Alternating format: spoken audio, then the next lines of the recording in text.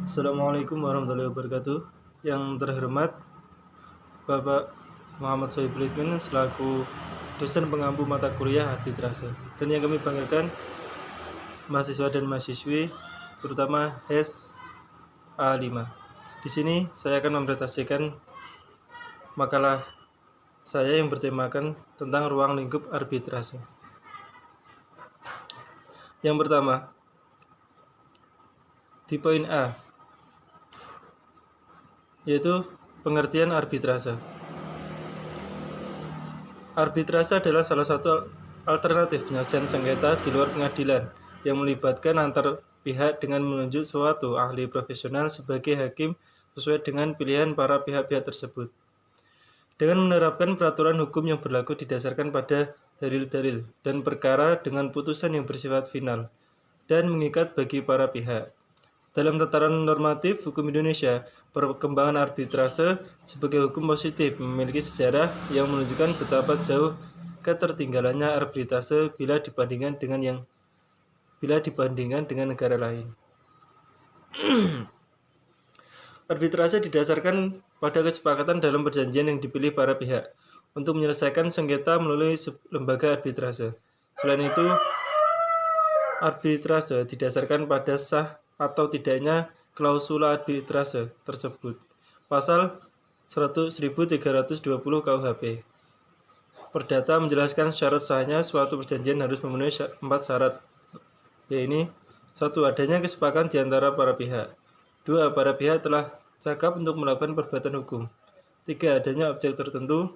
Dan yang keempat, objek dalam kesepakatan adalah sebab yang halal. Kemudian yang poin B, putusan arbitrase asing.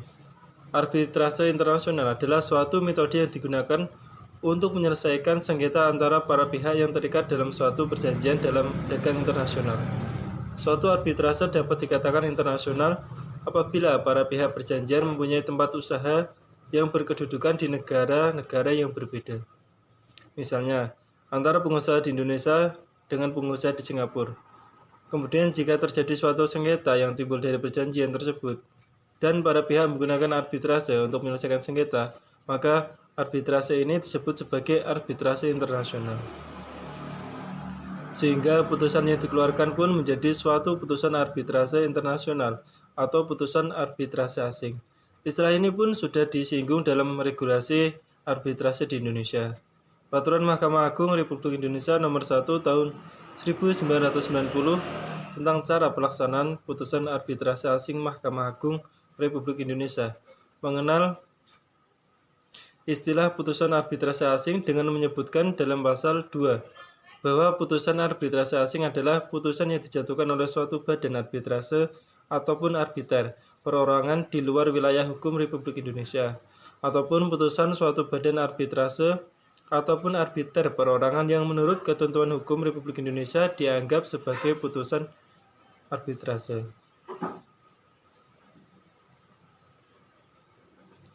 Yang berkekuatan hukum tetap sesuai dengan Kepres nomor 34 tahun 1981, Lembaran Negara tahun 1981, nomor 40 tanggal 5 Agustus 1981. Kemudian yang poin C, ruang lingkup arbitrase menurut Undang-Undang Nomor 30 Tahun 1999. Objek perjanjian arbitrase atau sengketa yang akan diselesaikan di luar pengadilan melalui lembaga arbitrase dan atau lembaga alternatif penyelesaian sengketa lainnya. Menurut pasal 5 ayat 1 Undang-Undang Nomor 30 Tahun 1999 UU Arbitrase hanyalah sengketa di bidang perdagangan dan mengenai hak yang menurut hukum dan peraturan perundang-undangan dikuasai sepenuhnya oleh pihak yang bersengketa. Adapun kegiatan dalam bidang perdagangan itu antara lain perniagaan, perbankan, keuangan, penanaman modal, industri, dan hak milik intelektual. Sementara itu, pasal 5 ayat 2 Undang-Undang Arbitrase memberikan perumusan negatif bahwa sengketa-sengketa yang dianggap tidak dapat diselesaikan melalui arbitrase adalah sengketa yang menurut peraturan perundang-undangan tidak dapat diadakan perdamaian sebagaimana diatur dalam KUHP Perdata buku 3 bab ke-18 pasal 1851 sampai dengan 1854. Berdasarkan asas timbal balik putusan-putusan arbitrase asing yang melibatkan perusahaan asing dapat dilaksanakan di Indonesia. Demikian pula putusan arbitrase Indonesia yang melibatkan perusahaan asing akan dapat dilaksanakan di luar negeri. A. Dalam rangka turut serta dalam upaya penegakan hukum di Indonesia.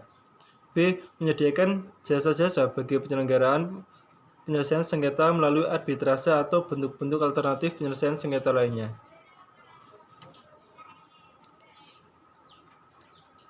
C. Bertindak secara otonom dan independen dalam penegakan hukum dan keadilan. D. Menyelenggarakan pengkajian dan riset serta program-program pelatihan atau pendidikan mengenai arbitrase dan alternatif penyelesaian sengketa. Kemudian yang poin D, yaitu penolakan arbitrase asing. Suatu arbitrase asing meskipun telah bersifat final dan binding maupun tidak serta-merta dapat diterapkan di suatu negara.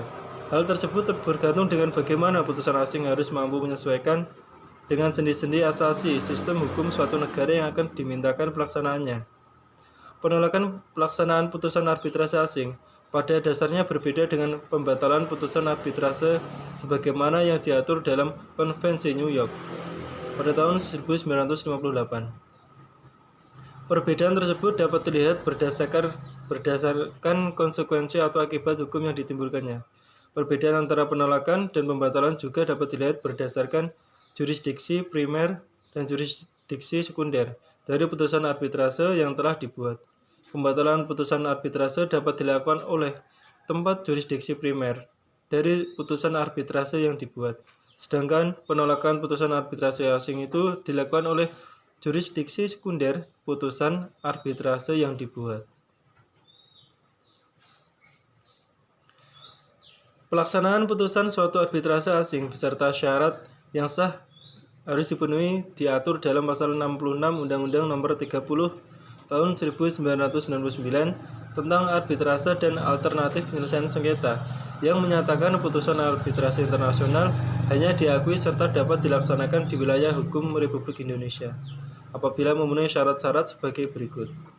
Yang pertama, putusan arbitrase internasional dijatuhkan oleh arbiter atau majelis arbitrase di suatu negara yang dengan negara Indonesia terikat pada perjanjian. Yang kedua, putusan arbitrase internasional sebagaimana dimaksud dalam huruf A terbatas pada putusan yang menurut ketentuan hukum Indonesia termasuk dalam ruang lingkup arbitrase. Yang ketiga, putusan arbitrase internasional sebagaimana dimaksud dalam huruf A hanya dapat dilaksanakan di Indonesia, terbatas pada putusan yang tidak bertentangan dengan ketertiban umum.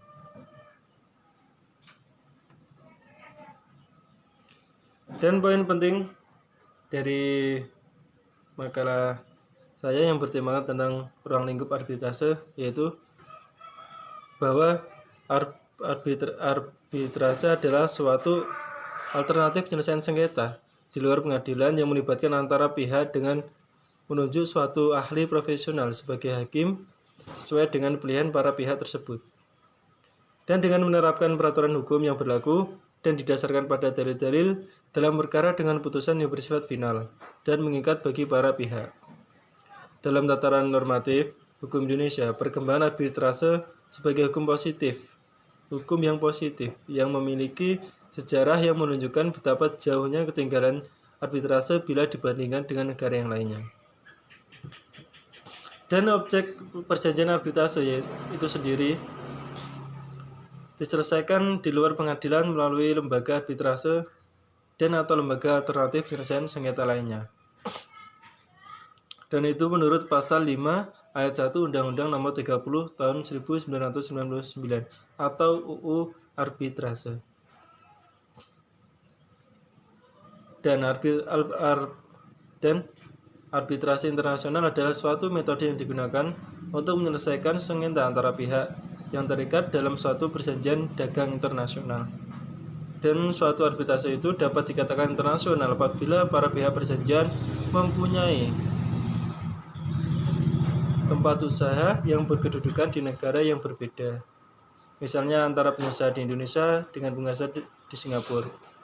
Kemudian jika terjadi suatu sengketa yang timbul dari perjanjian tersebut, para pihak menggunakan arbitrase untuk menyelesaikan sengketa. Maka arbitrase ini disebut sebagai arbitrase internasional. Cukup sekian yang dapat saya sampaikan, kurang lebihnya saya mohon maaf. Assalamualaikum warahmatullahi wabarakatuh.